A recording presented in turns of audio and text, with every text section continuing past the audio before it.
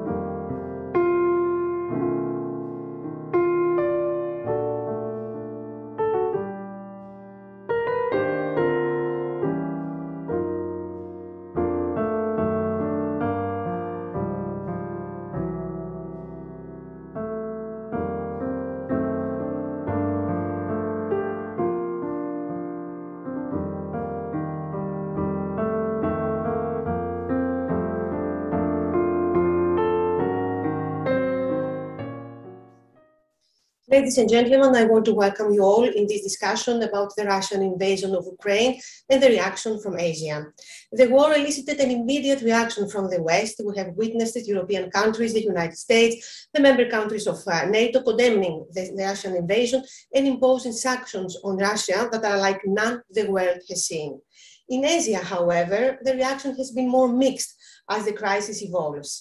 How are Asian countries responding to the war in Ukraine, and why that will be the core of our discussion today.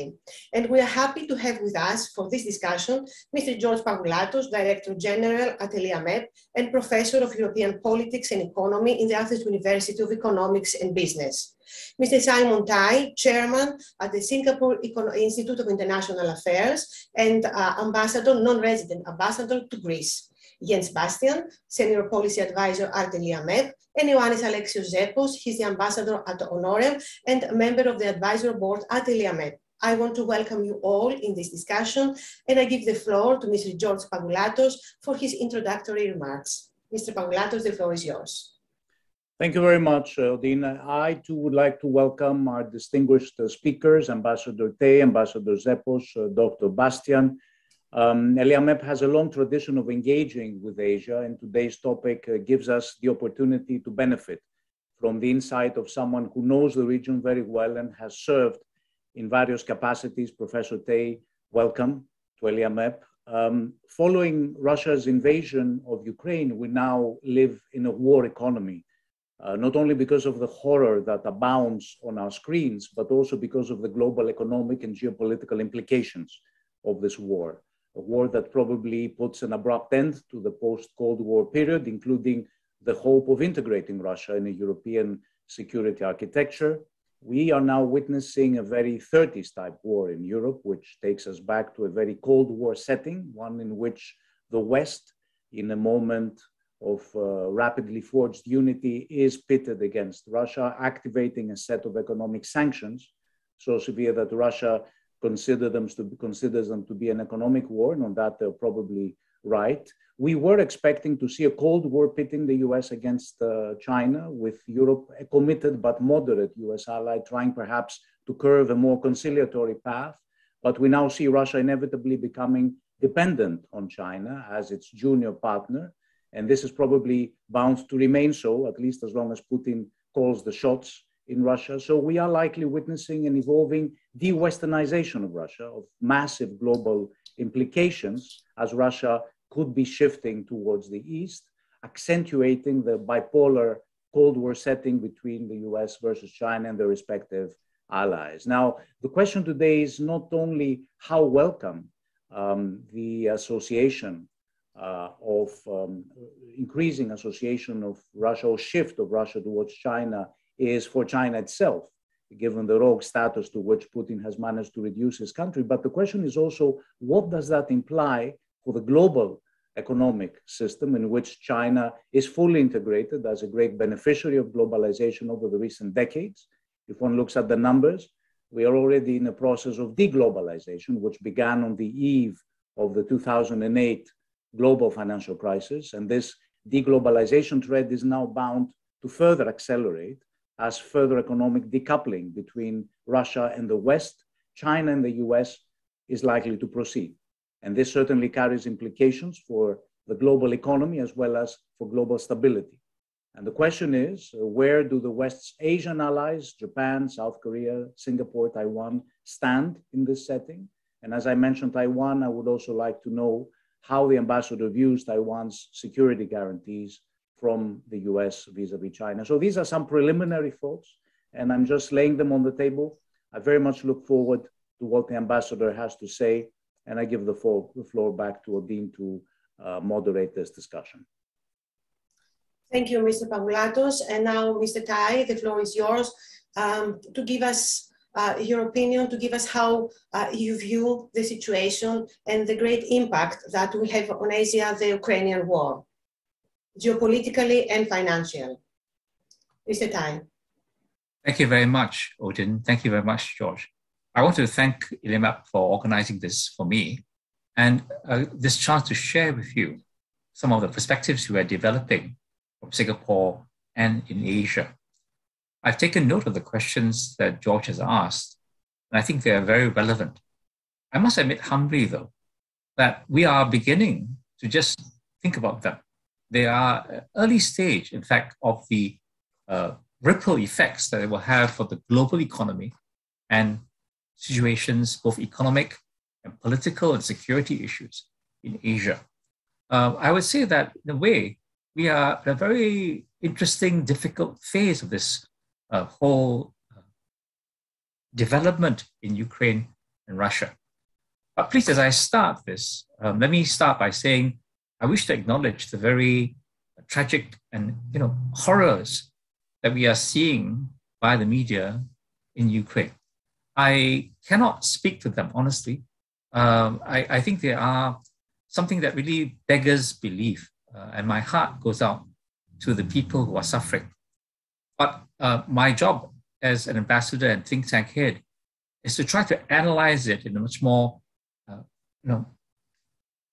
limited, abstracted way about the politics And I do realize that many people would take this simply as a humanitarian tragedy, disaster. So I do want to acknowledge those feelings and yet share with you at a more abstracted level my readings of how it means politically for Asia. So with those two sort of caveats or forbearance, please let me begin by saying that I think most of us are deeply surprised and shocked. Now, earlier on, Odin mentioned that she felt there was a bit of a difference of views in Asia. I wouldn't say we're exactly the same, but I would like to point out that there is a basic core of support, or rather opposition to what Russia has done. If we look at the UN General Assembly vote that was held recently, looking at the Asia-Pacific countries, we realize that almost every major economy, not just democracy, economy in the Asia-Pacific was in favor of the vote at the UNGA. This includes countries, obviously, like Australia, a very close and largely white power and close ally of the US. But it also includes countries like Indonesia and Malaysia, my neighbors, who are much more traditionally non-aligned. So they're not US allies. They're traditionally much more non-aligned. And similarly, we have small countries like my own, but also Bhutan, Maldives, Nepal, all adding their vote to that very sort of ethical and legal question about the invasion. Who against is only North Korea. And I don't mean to knock them, but we certainly were not surprised by this. What therefore is interesting are the countries that have found it to their balance of equation to abstain. And I wish to point out that this includes China, as well as in Asia, in ASEAN, the countries of Laos and Vietnam. So in other words, if you look at Asia Pacific more generally, only one was against the resolution. The vast majority voted for it. And in the grouping of 10 countries in Southeast Asia, only 2 were abstaining. Now, if we further examine why, I think we can acknowledge their caveats. The Vietnamese actually depend on the Soviet Russia for their armaments and security supplies. And in the past, they have had a long tradition of working with the then Soviet Union. So for both historical and ongoing security and armament needs, they cannot potentially put themselves on the unfriendly list. So I hope that in this sense, we can clarify that there is at this point no clear cleavage in Asia's side. Where we can see this also is in the UN Security Council resolution to take sanctions against Russia. And there again, we notice that China, while she has talked about this friendship without limits, we have to see that they again abstained. The only vote and veto against that Security Council resolution was by Russia itself. So I would say that the world opinion is clearly against what Russia has done, and Asia Pacific is not so different. Now, we are not so at the front line as the European and NATO powers, and therefore we may not feel it as strongly and as proximate to us. But I wouldn't say that we are cleaved ourselves, or we are at complete distance or difference from what we see happening in the West. Now, to go further with this analysis, it depends on 2 things of what we see the implications are for Asia. The first is how Putin sees this and how he will prosecute Russia's interests that have already started. Now, I am not a Russian expert, and I think even if I was, where it is with Putin and his circle, I doubt anyone can read them that clearly. That's because I would say that Russia going in to this adventure, in this special operation in Ukraine, has been surprised. And there must be a great deal of rethinking. I remember being viscerally shaken by the call by President Putin himself to the Ukrainian armed forces to simply turn on their own leadership. I do not think this was play acting. I think that somehow the intelligence, perhaps the thinking in the bubble around Putin, actually convinced him that really this was a top layer only, and that many loyal Ukrainians, armed forces of Ukraine, would somehow, at the smallest indication, turn on their own leadership. He believed his own propaganda in this sense. So I think that this visceral fight back by the Ukraine has surprised him. The second surprise, and I think a good one for those of us who look at the West, is the unity that the US and its NATO partners have shown to viscerally push against what Putin has done. This is not normal. When we look at Germany, we have to acknowledge the huge turnabout in their policies. Secret cows for many decades have been put out to pasture in order to do what the Germans and others feel need to be done.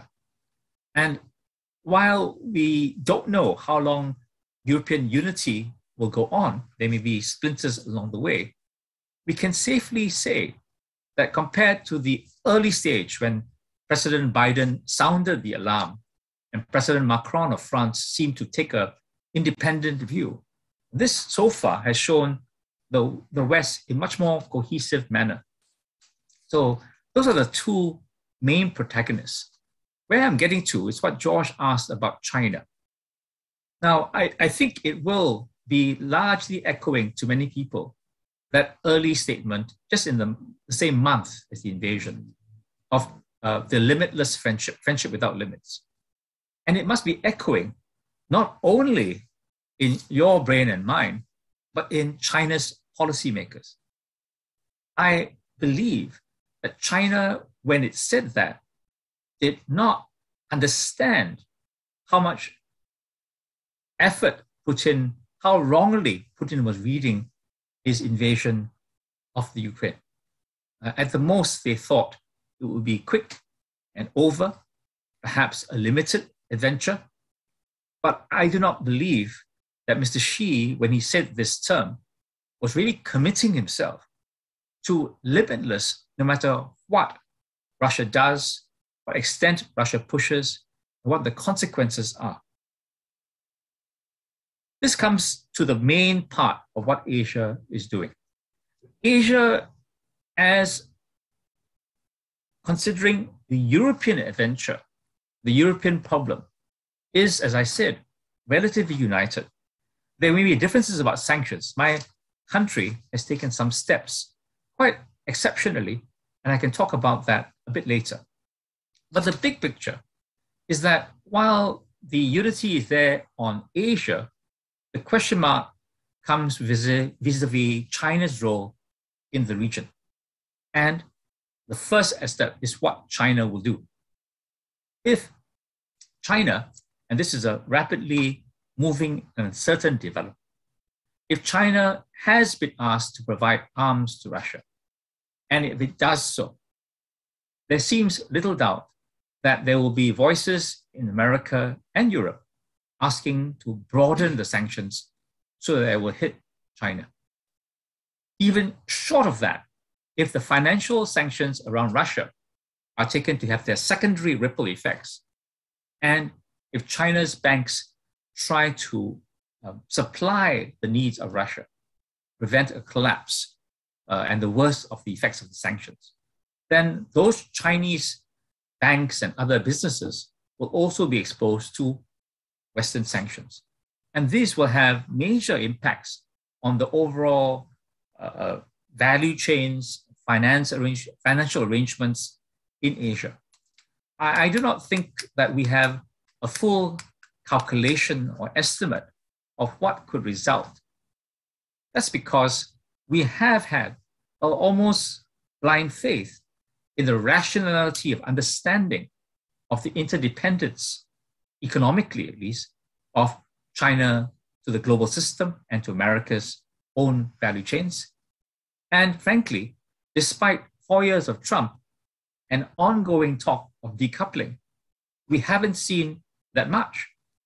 Despite all that, China still remains the gravity center for much of intra-Asian and global supply chains.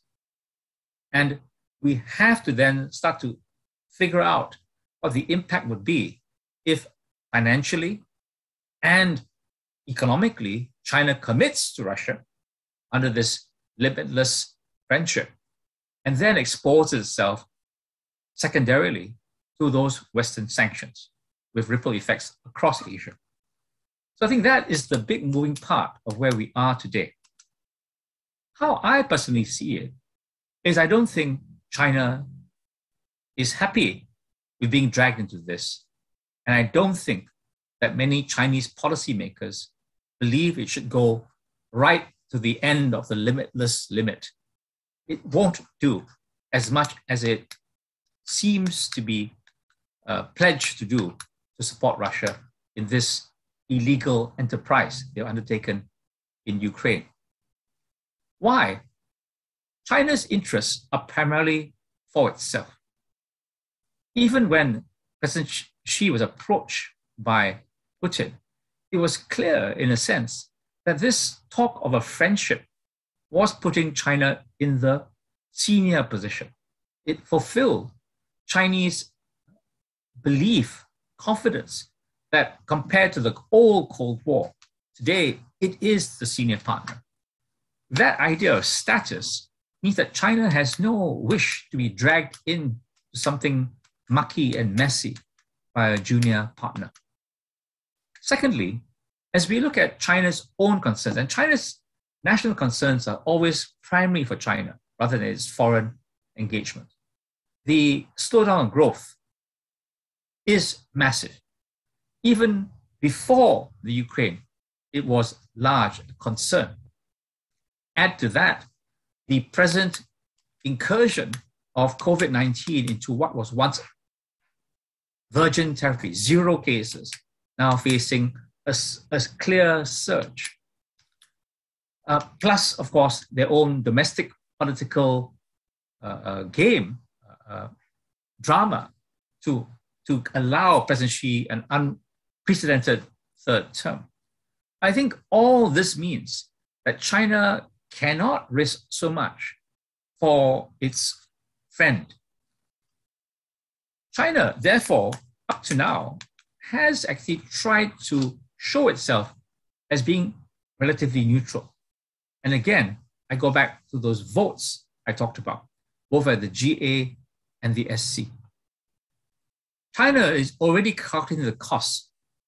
China must be figuring out that the spike in oil prices as of today will shave as much as 1% of its growth projections, which are already down. China will also be trying to figure out the cost of sanctions if it was to get muddied in them.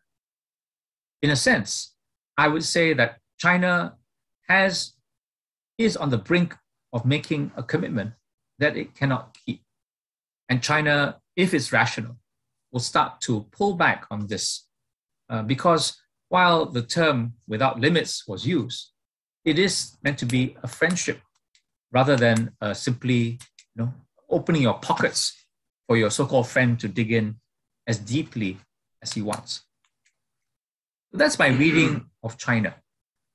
How about the other players in ASEAN or Asia? South Korea and Japan, as countries which are formerly allies of the USA, have both voted against the action.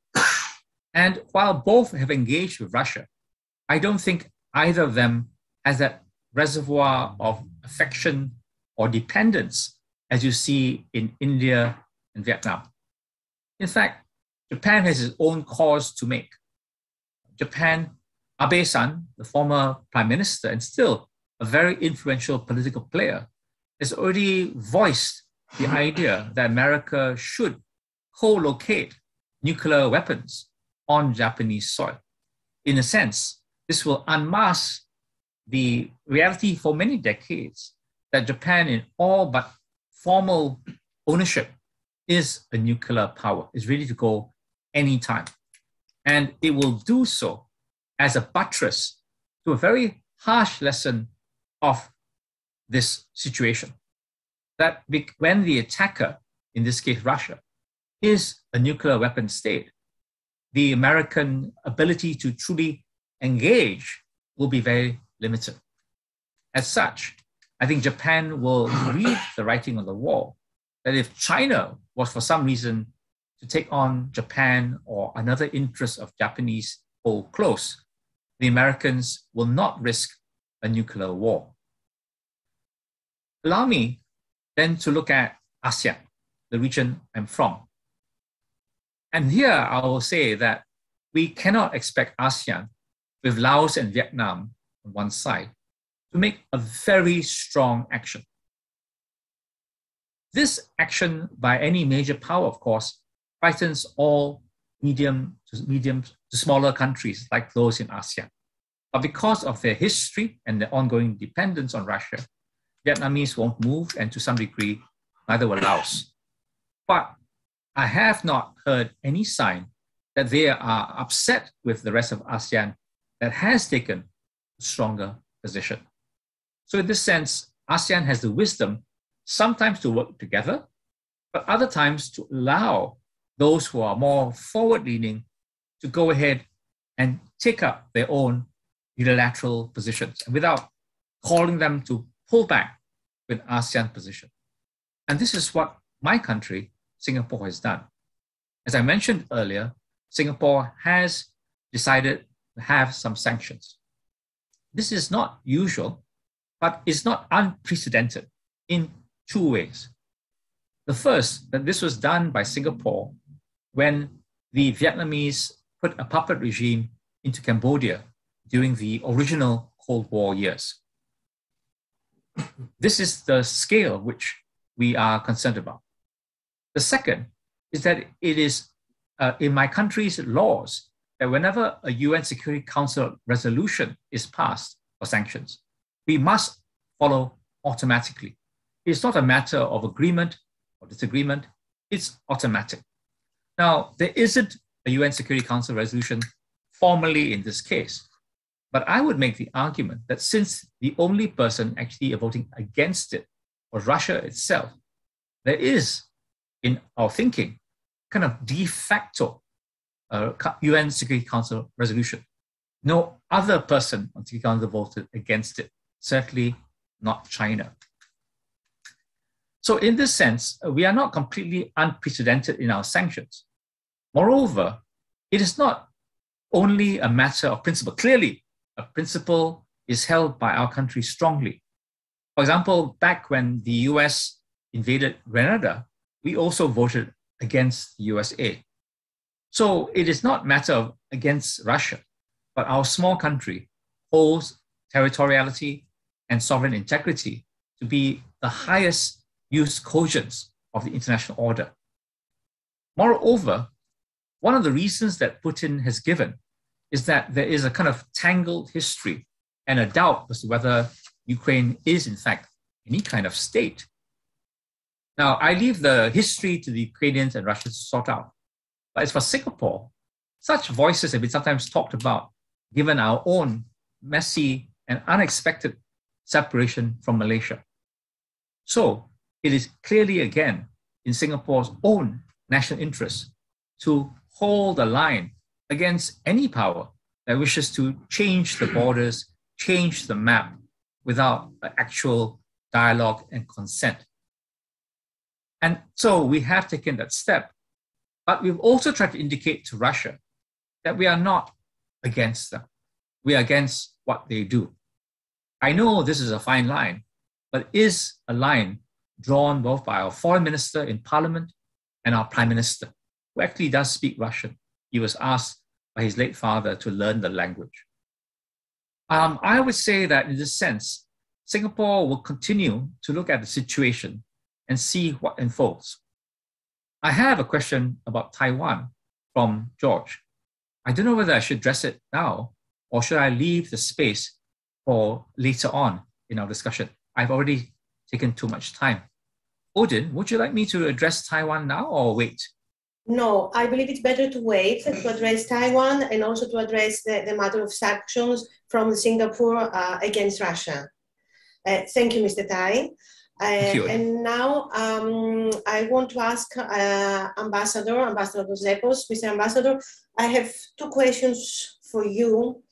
I listened very carefully to what Mr. Tai said, and I want to ask you, it's fair enough to say that Beijing and Moscow in the recent years, they have very close relations, and I wanted to ask if this partnership is unconditional. Listening very carefully to Mr. Tai, at first, President Xi didn't seem to understand very well what President Putin had in mind. That he had a non-scale war in his mind. And we know that China's economic interests remain deeply tied to the West. So what is your opinion? How do you think that China will proceed? Would be the next step of China? And obviously I want to ask you also about India. We talked about Asian Pacific, we talked about the countries in Asia, but I know that you have a big experience about India, and I want to put in this discussion, in the table of this discussion, also the factor of India. The floor is yours. Well, thank you very much. First of all, thanks to ELIAMEP for inviting me to assist in today's meeting. It's a very interesting meeting. And let me say, first of all, that Ambassador Tai was so clear and comprehensive in the picture that he provided, that there is very little eventually for someone who is out of that area to be more precise and give much more information. I have the impression, and I share that with Ambassador Tai, that China will be cautious. China will go ahead to a certain extent in supporting eventually, not in words more than in deeds, Russia. But I have an opinion that China is not ready yet to face major crises and problems in the world, because I think that China is still building up itself for the day it will feel it is ready to face the world. Maybe it's an exaggeration what I say. I would appreciate if Ambassador Tai could help me on that. I think that China can, in the future, I have this feeling, I hope I'm wrong, in the future, to start with, prove to be a difficult neighbor in Asia in her neighborhood. Russia is obviously an important player for China, very important, but I'm not sure that China is ready to get involved via Russia into a European or a US dimension of world politics at this stage. I think that might come later when China has reached the point that it will feel comfortable in becoming the sort of world player that maybe it wants to become. But this is an unknown still. As I said, I am cautious about the future, mainly for the countries around China, but I do not want to sort of decide what will happen in the world in the next 25, 30 years. Now, since you asked me about India, obviously we must look at India in its history since independence in 1947. India was linked very early on with the non-aligned movement. Of course, it was basically a basic builder of this movement with Jawaharlal Nehru. And obviously has always been very close to India. It has been close to India, first of all, because at that time, at the non-aligned time, Russia was very close to the non-aligned movement and supported the non-aligned a lot. And the non-aligned were, in a way, also impressed by Russia. They didn't want to say it clearly, but Russia was an element that impressed them. So they tried to find a way between the two systems, but Russia, Soviet Union at that time, was an element that was interesting for them all. The economy, the type of society that was built, etc. Now, India, more than anybody else, developed very close ties with Russia, the Soviet Union first, allow me to say, and then Russia, because of the differences that they had with Pakistan, where they felt that the United States for a long time was supporting Pakistan. And so therefore they turned to Russia to find, first of all, armaments and all sorts of other deals that were very much connected even to the system of their economy for a very long time. From the beginning of independence in 1947 till the 90s, early 90s, they had a structural, a sort of an economy that was structured not far from the idea of the model of the Soviet Union. So I think that they always feel, and they still do today, though they have opened up their military market and they are purchasing aircraft, for example, and ships from other countries. For example, for the first time, they have quite a significant amount of US airplanes, and traditionally they always bought French airplanes as well. Their main part of what they possess as firepower, if I call it that, is Russian, is Soviet or Russian. So that's something that they do not want to lose.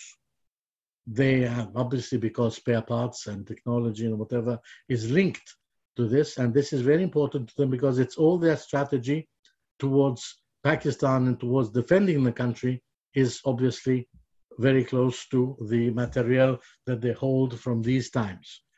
So we must always, although, remember one extra thing.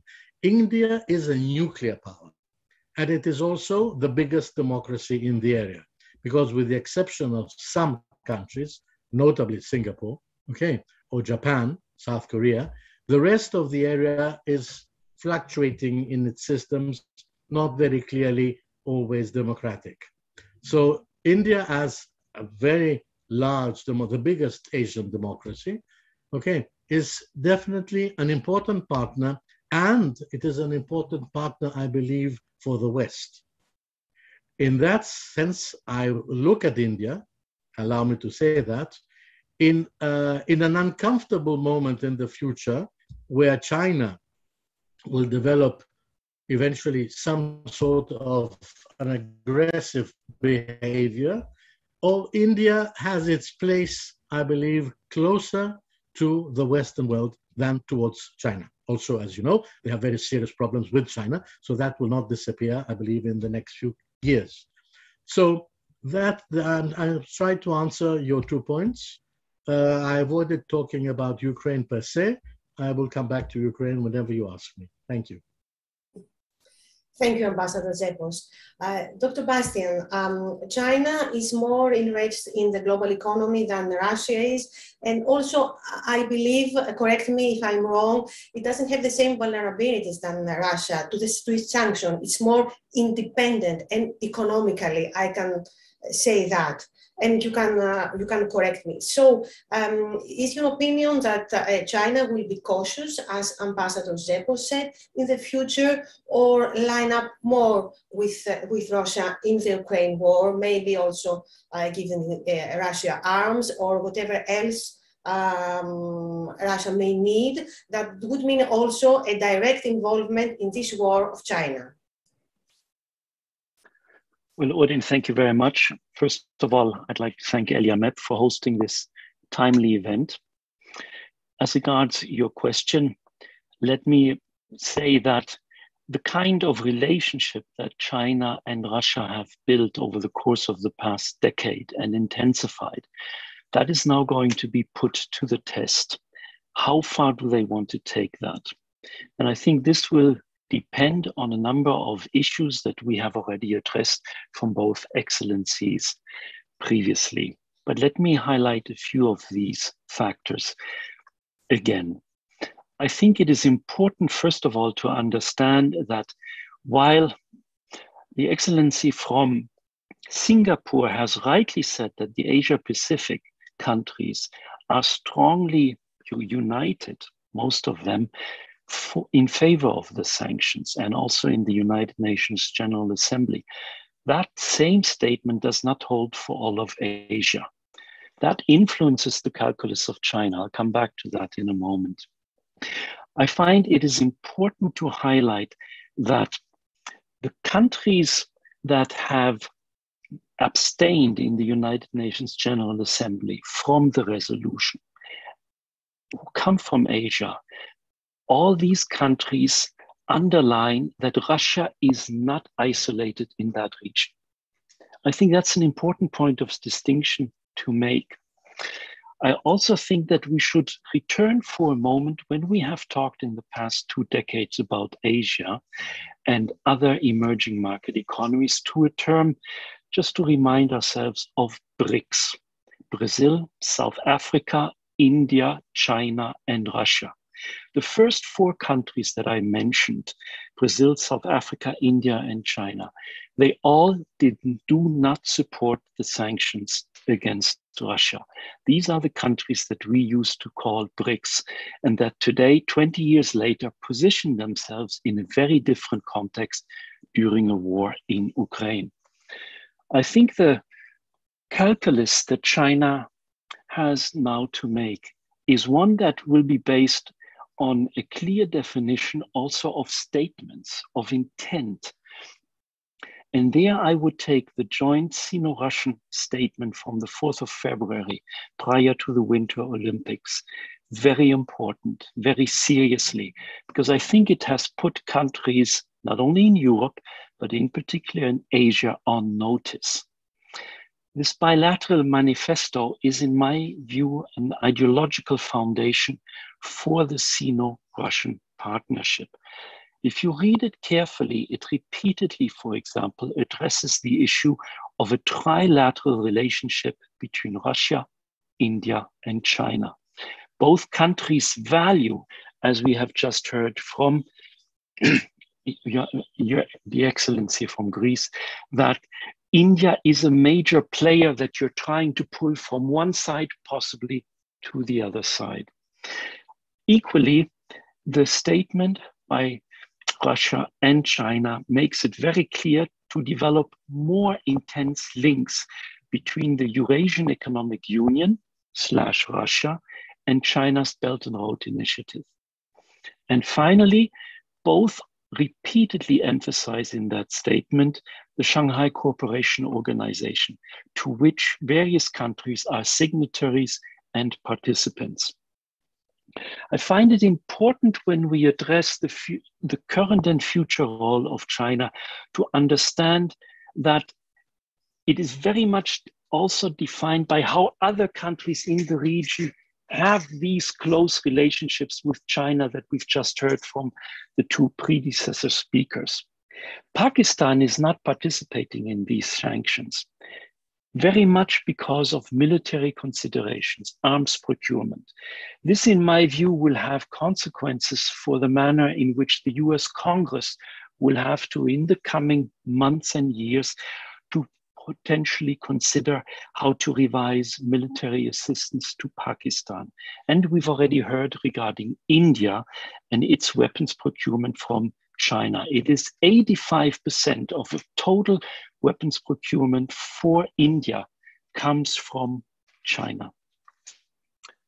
Comes from Russia, I'm sorry. I think China is very much concerned, in light of recent experience, about what is called secondary sanctions. And I think this is where, in many ways, its future behavior will depend on. To what degree can it avoid secondary sanctions, or to what degree are, in particular, the United States willing to enter into these sanctions? Let me highlight what this means for China. Take a company in Europe like Volvo.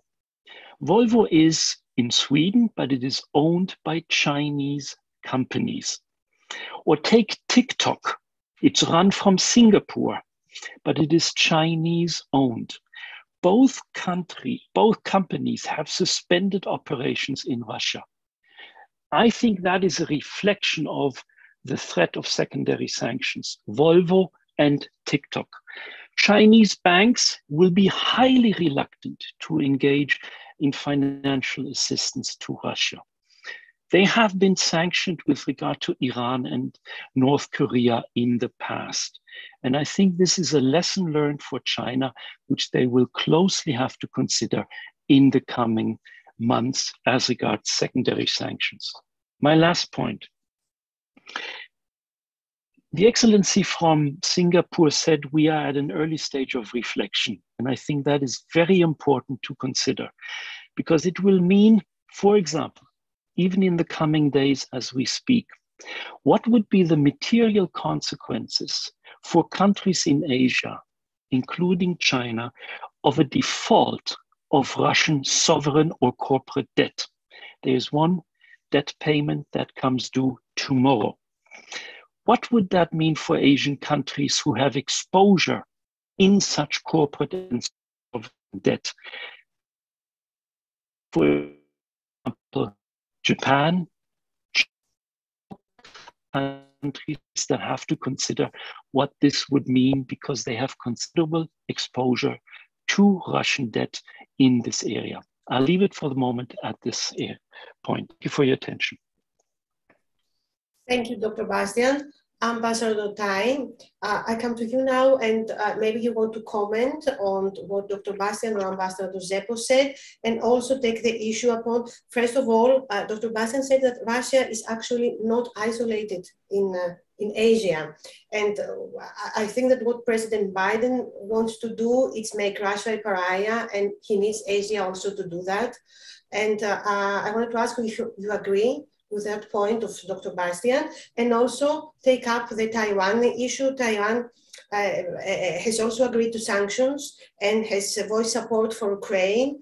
And how do you comment on that? Thank you, Ambassador Tai. Thank you very much. First, on Russia itself, of course, our differences within how the different countries are positioned. So I did say from the start that both for practical reasons of armaments, as well as for reasons of their historical links, I think that India as well as Vietnam would have difference in transitions and positions. And they will have to take some time to transit, if they are willing to at all, to move towards a more Western position. I think that for Vietnam, it is minded to do so because it has struck them that fundamentally, when Russia and China are talking about this limitless friendship, their chief security concern is with China. Of course, it can be managed in different ways, but if they are to be wary of China across the border and the paracels, etc., then it cannot continue to be relying on Russia for its security and armaments. India, I tend to hear what they're saying about India's bifurcation or push and pull over India.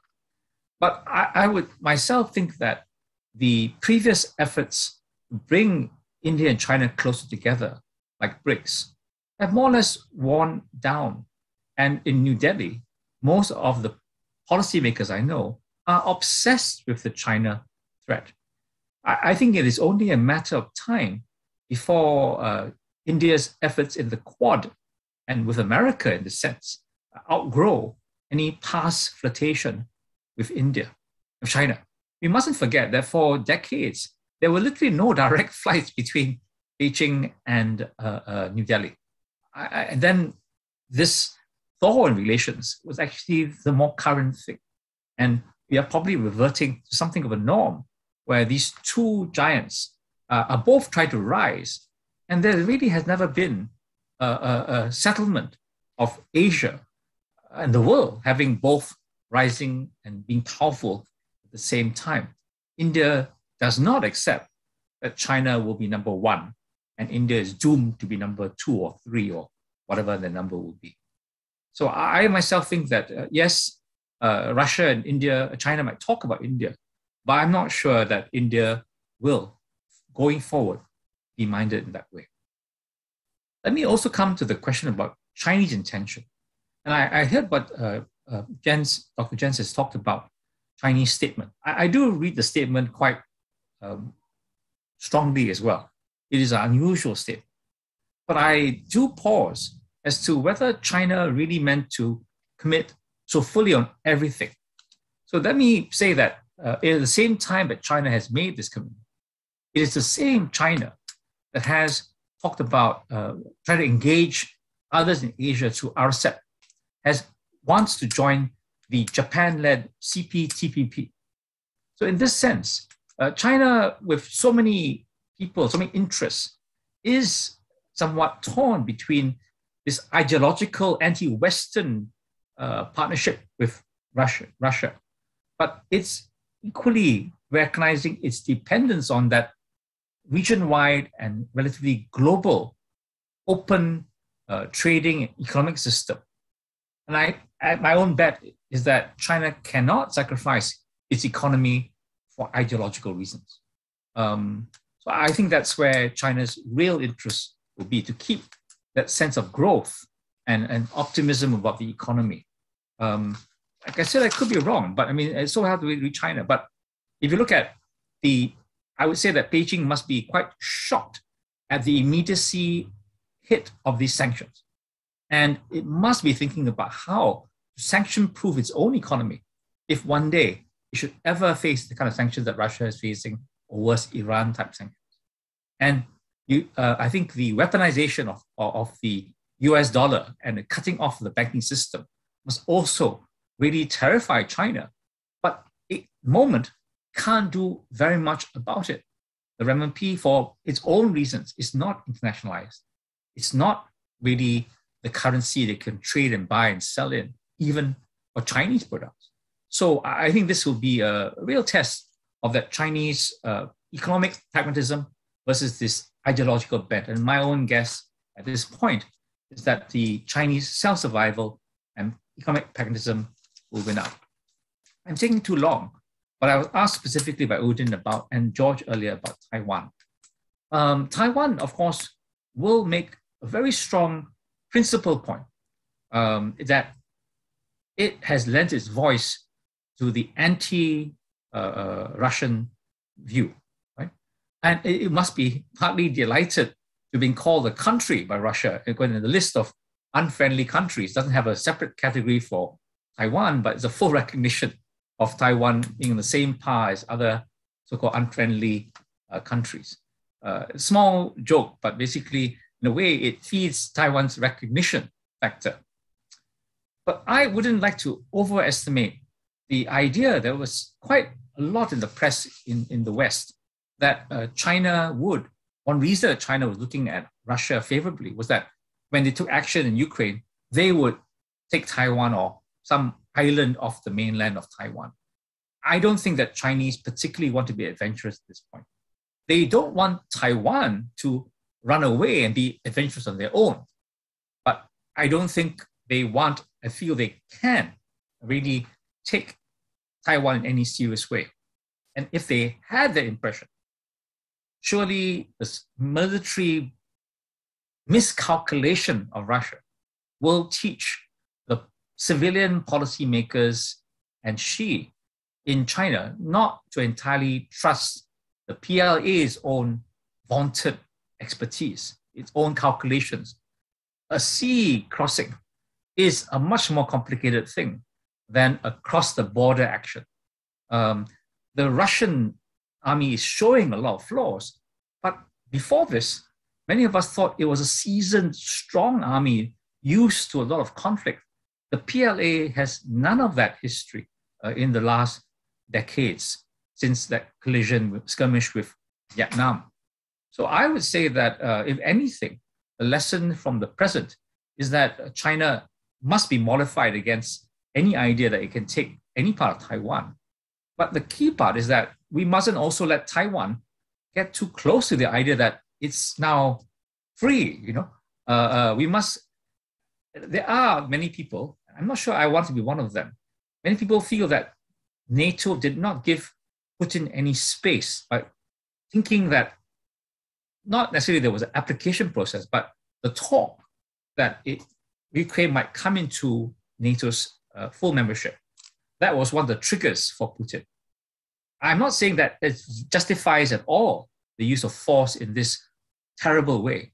What I'm trying to say is, applying it to Taiwan, we must not encourage any separatist or other irredentist movement in Taiwan. We must very much stand for the status quo if we do not want to provoke China to something they really couldn't and shouldn't want to do. Thank you, Ambassador Tai. Ambassador Zepos, I saw you listened very carefully to what Ambassador Tai said, and I wanted to ask you, do you agree that NATO was provocative? Ambassador Tai used that so that the West shouldn't be provocative towards Taiwan and not provoke China.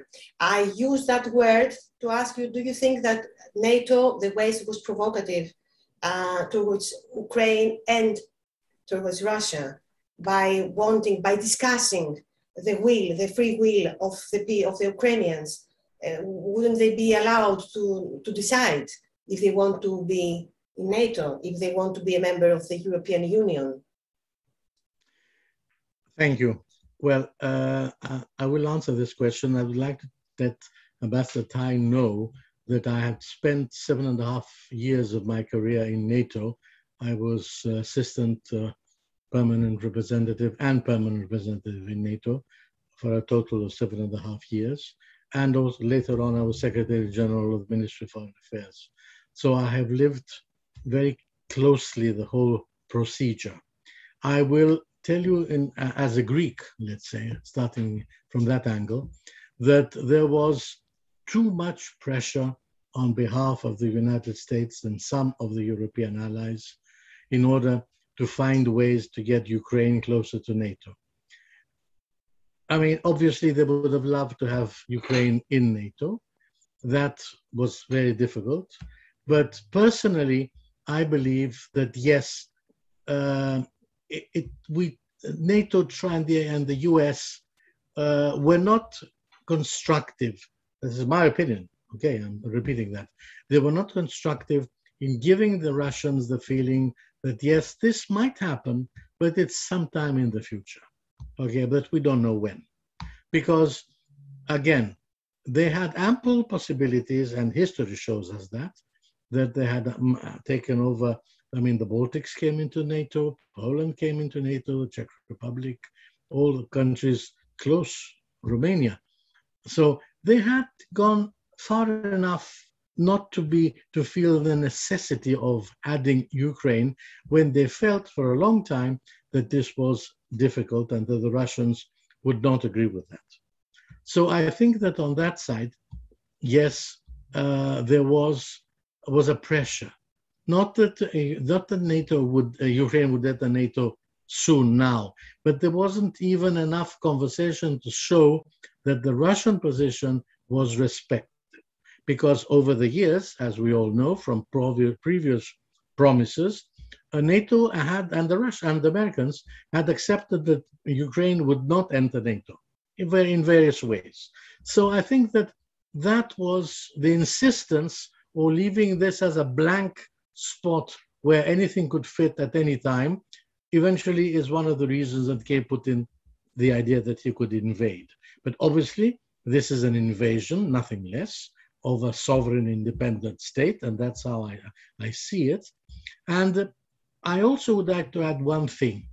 Had we been, I mean the West, United States, NATO, been a little bit more careful on this issue, we could have made a move that would have changed the whole picture of things as we see them today, even talking about Russia and China, is that had we accepted, which was a talk that was very important at some stage. I was participated with Madeleine Albright in talks of this sort in Moscow.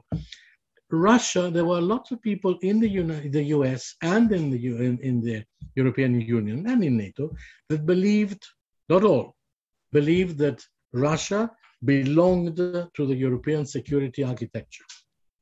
Had we managed to convince the Russians by our own moves that there was space there, eventually not immediately, but in time, that they could come closer to that space, then I think that we would have had a different look of the world today. And as things are coming up, and of this relation that we're talking about between Russia and China would have not been there. Thank you. Dr. Bastian, I want for you to comment on the Taiwan issue, to return to the Taiwan issue, because Ambassador Tai put some very interesting perspective to the relations between China, Taiwan, and regarding what is happening now with Russia and Ukraine and the NATO issue. Dr. Bastian. A few reflections about Taiwan. First of all, in light of what has happened in the course of the past 4 days, it would be helpful if Taiwan does not continue to lose fighter jets. It's lost 2 in the past 4 days. I think it is important to also take notice in China as much as in Taiwan of what I would call people's power in Ukraine right now. The fact that the overriding majority of Ukrainian citizens, with very few exceptions, are resisting and are pledging to resist any occupation, any invasion by Russian forces. That is a lesson to be learned also for China if it harbors any kind of fantasies or ambitions with regard to Taiwan.